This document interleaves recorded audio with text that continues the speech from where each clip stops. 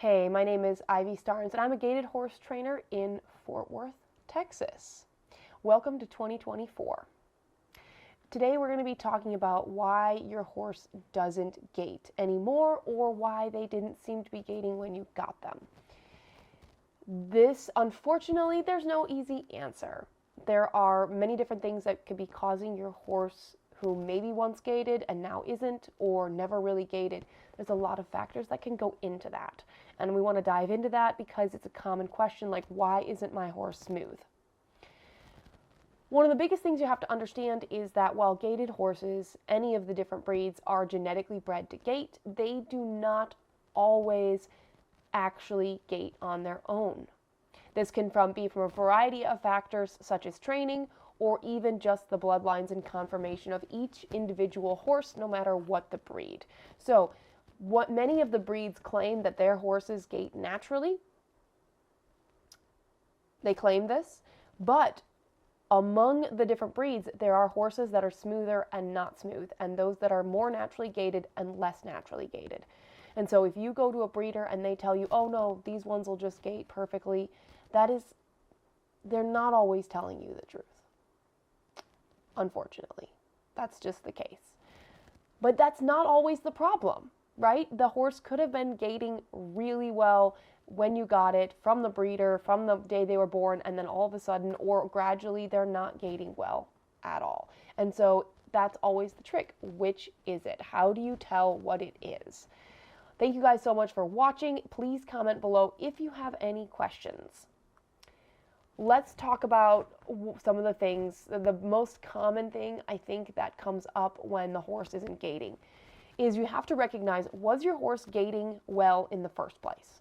Now, when I say that, I mean that there's a lot of misinformation about gaits, and a lot of people think their horse is gaiting when in fact their horse is not doing an even gait. They're doing a stepping pace or a broken trot or a hard pace, and they thought it was a gait. And then when they speed it up, it gets bumpy, or it was a stepping pace and then the horse, something happened or something didn't happen and they got even bumpier, and the owner's now like, what happened? Or they bought this gaited horse, it looked like it was gaited in the videos, they get it home and it's not smooth. What happened? Well, again, this is where I'd love for you to go back and look at your videos of this horse when you first rode it, or even before you bought it, if you bought it from someone, and see if the horse was in fact gaiting. And then also, was it gaiting because it had a really big bit and heavy shoes, or maybe it was naturally gaiting and now you have it and it's not. And if that's the case, we'll look at some things. But really seriously, take a look at the video, take a video of your horse now. Feel free to send it to me. If you have a video of your horse when you got it or before and you're wondering if it's gaiting, feel free to send it to me. I'll take a look and let you know. But if they weren't gaiting, so let's take one example where you got a horse and they're not gaiting, or you raised it as a baby and you started riding and they're not gaiting. That's sometimes a separate issue, but you have to start with the realization that they weren't gaiting from the beginning, and then you can now progress to actually working on that gait. But if you assume that they were gaiting well at the beginning and now they're not, you're starting from maybe the wrong place, rather than like looking at like, oh, how can we actually get them gaiting? Okay, let's see here. Next thing. So let's say that that your horse isn't gaiting when you got them, or let's say they were and now they're not. One of the very first things to look at and consider, no matter the age of the horse, is pain. Pain in the horse can come from a variety of things, so many things, unfortunately. You have to look at hoof pain. Not just are they barefoot or are they in shoes. Do the shoes support the horse's heel? Is there some kind of thrush, whether they're shod or not? Are their toes too long? Do they have heel pain? Are they landing toe first, causing them to trip or have pain in how they land? Do they have some kind of laminitis, like sort of low-grade inflammation that's causing them to be ouchy? I've seen that cause horses to not gait, where the horse was a little overweight and had inflammation, and he was very ouchy, even with boots and on grass. He just hurt so much he couldn't gait. So that's a possibility. I've seen horses be very trippy and not gaiting because their feet hurt from other reasons, not laminitis. There's other things that can cause pain. It can be ulcers. Ulcers are often undiagnosed in horses. They can be horses that are younger and horses that are older. Horses are made by God to eat grass or hay or fiber, basically 20 hours of the day or more. When they go long periods of, because of that, their stomach was designed to produce stomach acid all the time, not just like ours, which produces stomach acid when we eat something. So in the horse's gut, if they haven't eaten for a long time, their stomach is still producing acid and there's nothing to absorb it. There's no fiber or roughage or grass or hay in there. And then it starts to eat away at the stomach lining and can cause ulcers. And then if you feed grain of any kind or carbohydrates of any kind, then that can actually cause the horse more pain, which can lead to horses having some behaviors around food. This is just some things can happen, but not always. So ulcers are definitely very prevalent in all horses. It's not just a gaited problem, and can cause lots of different symptoms, including not gaiting. It could be EPM, which is a form of it's a neurologic, it's a protozoa that attacks the nerve lining, especially at the base of the base of the brain, the nerve stem, can cause loss of balance and coordination, which can look all different ways in different horses, but it can cause pain and can cause them not to gait. Tack. A bad fitting saddle can cause permanent damage to the horse's back, muscles, and actually the scapula, the cartilage that goes on top of the scapula there, and can cause nerve damage that can cause a horse to guard and protect itself and have pinched nerves and not gait. I have seen it where there was a huge difference in how a horse moved from one saddle to another in multiple times, which tells you very much that the horse has opinions on what saddle he would like to wear.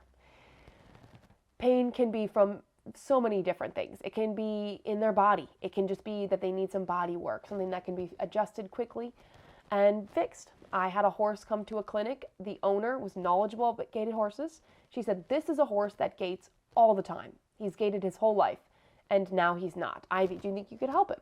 So I rode him the first day. Sure enough, he wasn't gaiting. And by the end of the first day, first hour, I was like, "I think you're right. Something's wrong." And we had a lady that did some body work on him the first day after the end of that session.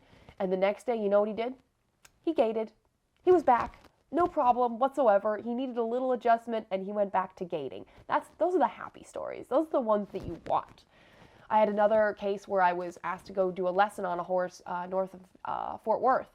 They said this mare was, I think, 4 or 5 years old, wonderful mare, been all over the country, and all of a sudden she's getting really spooky, scared, high-headed, won't gait. And I ride her, and sure enough, she's spooky, high-headed, won't gait, won't put her head down, won't relax, even after an hour and a half of slow, gentle work. I said, "You know what? I think there's pain." I said, "I can't tell you what kind of pain yet. I'm not a vet. I can't diagnose that." I said, "I think the first thing I'd recommend is get a body worker chiropractor out here." And I said, "Start with that." And she did, and the horse went back to being its normal self with one adjustment. But those are the great stories. That's what you want to know. Not all horses are going to be out there, but it's something that I'm going to start asking all of the people that come to my clinics to have done some form of body work or chiro within a month of the horse coming, because I need to know. Some horses come and they are out so much and the owners just don't know. So if we can make sure that that's not a problem before they come, then I don't have to worry about working with a horse that's in pain, or at least we can hopefully prevent some of that, dealing with the pain issues. Along with tack, I want to talk about bits. So along with saddle fit, where the girth rubs, how saddles fit in their lower back, if there's a saddle pressing there, or in their shoulders, you have the bit. There are many bits that are recommended for gaited horses, and many of them are good. However, there are many that the horses do not like, and you can tell that because they toss their head, they throw their head up. And I've talked to some owners, and I ask a question. I'll say, "How many bits have you tried with this horse?" And they're like, "Oh, just this one." And clearly the horse is uncomfortable. And at that point, I want owners to, on their own, search for what feels good for their horse. I had one horse that clearly was very uncomfortable with the bit. If you put the slightest bit of contact, he'd throw his head up. We put a different bit in. He dropped his head and started gaiting. Now, it wasn't that the bit was magic, but the bit that he'd been in previously was so not a good fit. Just, it wasn't. And so you want to make sure that what you have is a good fit for your horse. And that may mean trying 20 different bits. If you have friends, borrow their bits. I had a horse come that was very trotty. We ended up on the last day trying like 6 bits, and one of them, he started gaiting. And I was like, I wish I would have done that on the first day. That doesn't happen with most of the horses I work with, but clearly that horse had a very strong preference.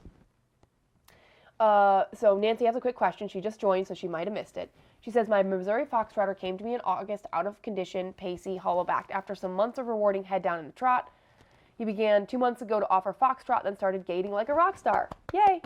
But in the past 2 weeks, he's developed a right SI and stifle pain.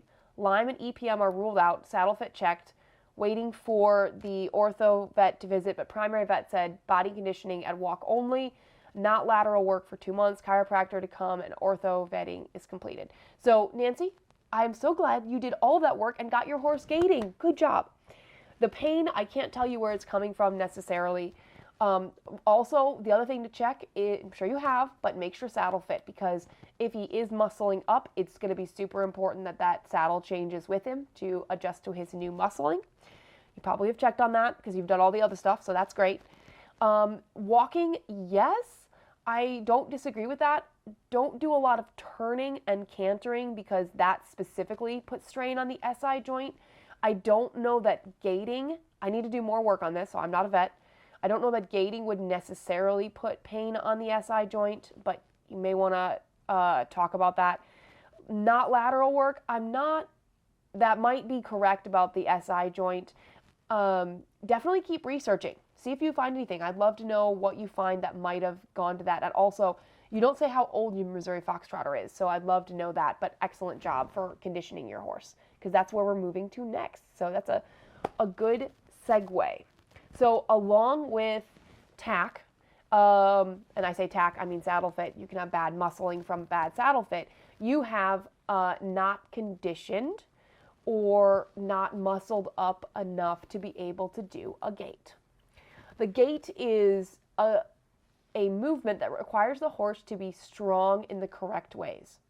Not just strong at pulling against the rider, but actually lifting their back a little, loosening their shoulders, which means they can't have that brachiocephalic muscle tight. So the brachiocephalic is that big muscle that runs under the horse's neck, and it's a very strong muscle. And a lot of them have a very developed or working very hard brachiocephalic muscle because their heads are up. What that does is that brachiocephalic also wraps around the scapula, the shoulder blade. And so when it is working hard, it is pulling those shoulders in, narrowing that base of support and limiting the range of movement in the shoulders, which is, I know, contrary to what you often hear. You often hear that pull their heads up so they can use their body more. But if they keep their heads up and they keep that brachiocephalic muscle engaged and working hard, it actually makes those shoulders have a more limited range of motion over time. Along with that is conditioning. Your horse could be too fat, in the sense that they are overweight. That can cause, if they're trotty, it can cause them to stay trotty. I know of a lady who, she got her horse slimmed down from being fat, and the horse started gaiting. Your horse could also be a little too skinny, and I don't mean like they're being starved or they're emaciated, but if they don't have a lot of good muscle, riding for any length of time will likely cause them pain, which can just cause them to do the easiest gait, which often is the pace for gaited horses. That's usually the case. So I should have done this at the beginning. The other reason, this is the biggest reason that I think your horse isn't gaiting well is they haven't been trained to. So gaited horses have the natural ability to gait, but they also need to be trained to stay in it. So you need to take a horse that has moments of gait, and you need to get them to give you those moments longer and longer and longer. And the old way of doing it would be to put heavy shoes on the front or chains and put a big bit in and just make them do it. Like, make their life so uncomfortable that they go into it, or run them through a muddy field, make them do it. But in my reality, my world, what I want is the horse to be relaxed and strong, meaning they're using their body correctly. And then when they get into gait, we need to give them a reason to do it again, to do that movement again, to reinforce that. Whether that's stop and praise and let them reset, let their body come back to neutral, or you're giving a little bit of grain to reinforce that so that they try and offer extra effort to give that gait to you again. But the biggest reason is lack of training. Gaited horses, most of them don't just gait naturally on their own. And they need training to enhance that natural ability that they already have. And that's basically true for most gaited horses. And unfortunately, that's really hard. That's why a lot of people that got into gaited horses as beginners, they were told these are easy horses, they just gait. And unfortunately, that's not true for the majority of them. The other thing, if your horse started out smooth and is now bumpy, another reason could be rider error. Now, this is a smaller percentage, but it still exists. If you're riding your horse and they're nice and smooth, a couple things can happen that cause them to get bumpier and bumpier as you own them. Assuming there's no pain involved, one thing is they slowly get a little bouncier. But you don't mind because it's still smoother than your trotty horse or the other horse you had. You're still really happy that it's pretty smooth. And so the horse goes, oh, this must be what they want. And then they get a little bouncier. Maybe one day they're a little stiff, and so they get a little bit bouncier, and you don't do anything different how to ride them. You don't like correct them or change how they're moving. And the horse goes, oh, this must be what they want. And they slowly get bouncier and bouncier, and then the owner's like, I'm not sure what happened. How did we go from being smooth to bouncy? And that will be where the rider should have helped the horse understand that, nope, this isn't what we want. Do this. Yes, that's right. And so that is definitely an area that I see could use more work. Another thing to keep in mind is that every horse is an individual. We're going to talk a little bit about conformation, and not conformation as in what to look for, because I'm still not good at that. But understand that within all of the breeds, there are horses that are smoother and bumpier, even if they're doing a perfectly even 4-beat gait. Some of those horses are going to be naturally smooth, smooth, smooth. Some of those horses are going to have more upright angles in their legs, and they're going to be a little bit choppier. They're going to have shorter legs. They might take shorter, choppier strides. They're still gaiting perfectly, but it's not as smooth as this horse over here. And generally, there's not a lot you can do to change that because that's like their bone structure. And that's not a bad thing. Just understand it's a little bit different. That's all it is. And so you're going to have times where you'll be like, wow, this horse was really smooth. This horse is the same breed and not as smooth. And understand that that is normal. Now you should still be trying to get the horse to be as smooth as possible or as close to evenly timed as possible. That's the goal. But that doesn't always happen. So, and that's okay. It's part of having the gaited horses. And if you want to ride a really smooth one, you'll have to try out a lot of horses. A lot of horses. I've ridden a couple that were just fantastically smooth. And most of the horses, even if they're not perfectly smooth, are very comfortable to ride long term. Just understand that there's reasons why a horse may not be as smooth as another horse. And it's not always pain. It's not always anything the rider can change.